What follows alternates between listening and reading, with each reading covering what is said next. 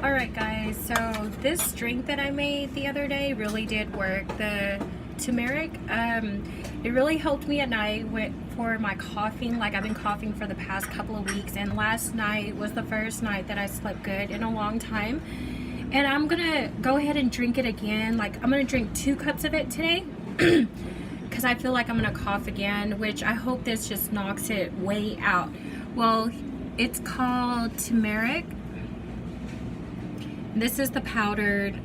I'm going to use like a teaspoon of it. I got some black pepper in here that I'm going to put a little bit in there, and the honey. Okay, so we'll do another one because it really did help and work. Add a little bit of pepper. Because, well, I heard that pepper like holds it in, and it does help with like the mucus in your chest if you have any. This is really good. It's all natural. It's like an all natural antibiotic. It helps when you're sick. I already warmed my milk up, and you can use any kind of milk, okay? This is it.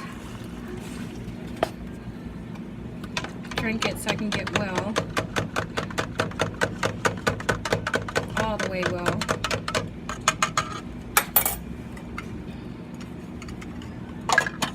All right, I got this one going.